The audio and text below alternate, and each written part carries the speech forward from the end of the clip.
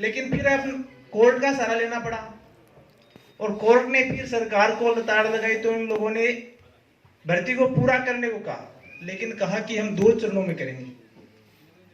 पहले चरण में 4000 और दूसरे चरण में 6000। पहले चरण तो पूरा कर दिया उन्होंने, लेकिन दूसरा चरण आज तक बाकी है। फिर सरकार ने एक छोटी सी कोशिश की इन भर्ती को रद्द कर दिया। कांग्रेस सरकार की भर्ती निकाली, उन्होंने अपने को इस भर्ती को रद्द करने के लिए उन्होंने एक पिटीशन डाल दी कोर्ट के अंदर कि इन पदों को रद्द कर दिया जाए, इस भर्ती को यहीं समाप्त कर दिया जाए। लेकिन 2017 में जब पंचायती राज मंत्री राजेंद्र राठौड़ साहब थे, राठौड़ साहब ने 3 आईएएस की मीटिंग बुला के, संयुक्त मीटिंग बुला के उन्होंने एफिडेविट दे दिया। जब कोर्ट ने जवाब मांगा तो उन्होंने प्रेषित कर दिया कि इस भर्ती के संपूर्ण पद भरे जाएंगे। वही एक हमारा मूल मंत्र था जब हम कोर्ट से की ओर आस लगा के बैठे थे कि हम जीत कर आएंगे, और कोर्ट में जीत के आए। 1 फरवरी 2024 को हमारे कोर्ट में विजय हासिल हुई। कोर्ट ने यह कहा कि इस भर्ती को रद्द नहीं कर सकते, इसकी बाकी बचे हुए पदों को पूरा के आगे कुछ बोल नहीं पाए। हमने यही कहा साहब भर्ती तो करनी पड़ेगी, आज नहीं करोगे तो 2 दिन बाद।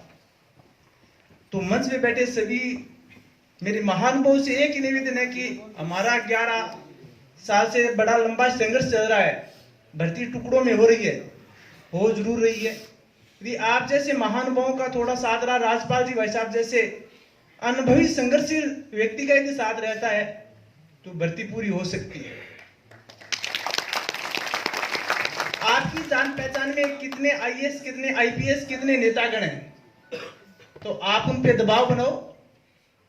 इस समय सबसे पावरफुल रवि जैन साहब ने मैं मिल गया तो उन्होंने कहा कि इस समय किरोड़ी बाबा या मदन दिलाव, दोनों में से कोई मुझे एक आदमी कॉल कर दे कि इस भर्ती की फाइल को पुटअप करवाओ, 6029 बच्चों को राहत प्रदान करनी है, तो मैं सेम डे को फाइल को पुटअप करवा के और मैं वहां दिलावर जी के पास भेज दूंगा, और आपकी 6000 क्या, मैं 60,000 पदों पे भी ज्वाइन करवाने को तैयार हूं।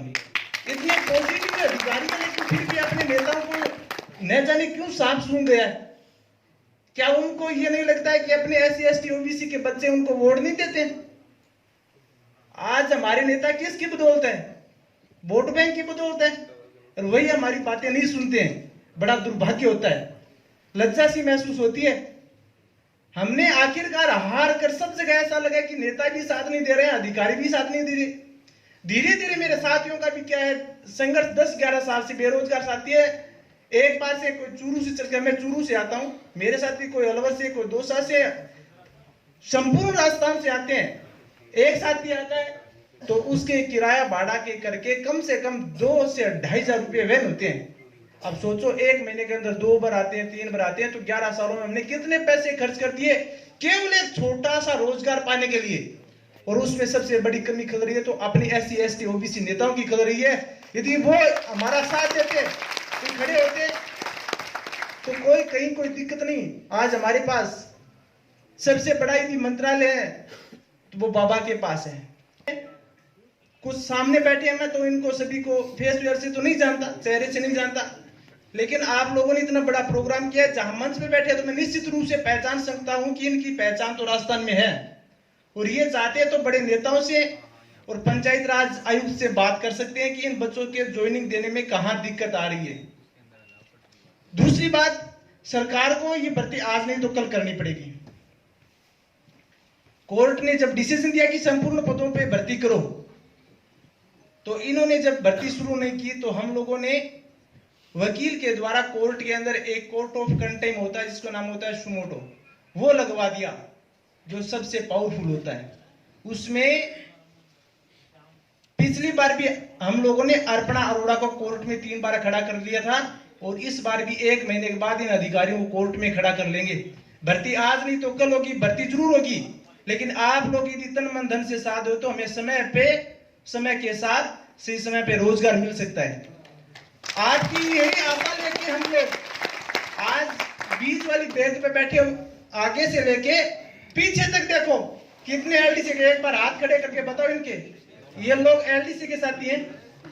ये रोजगार के लिए दर दर की ठोकरें खा रहे हैं, किसी एक भाई को आप यहाँ आके बुला के पूछो उसके सिर पे कितना कर्ज हो गया इस भर्ती की वजह से। जब आते हैं तो आस लेके आते हैं घर से कि इस बार अपना काम बनेगा, लेकिन जब जाते हैं तो वही टूटा मन। किरोड़ जी के पास जाते हैं तो भीड़ भड़ाका रहता है, 20-30 फुट की दूरी से ज्ञापन देके आ जाते हैं। कोई सुनने वाला और कोई सुनाने वाला नहीं है, सिवाय राजपाल जी भाई साहब की। तो मैं सभी का तहे दिल से आभार और सभी आए मेहमानों को हार्दिक स्वागत करता हूं। और शायद मेरी बातों में यदि कोई कमी रही तो क्षमा का प्रार्थी हूं। जय हिंद, जय भारत। बहुत बहुत धन्यवाद आदरणीय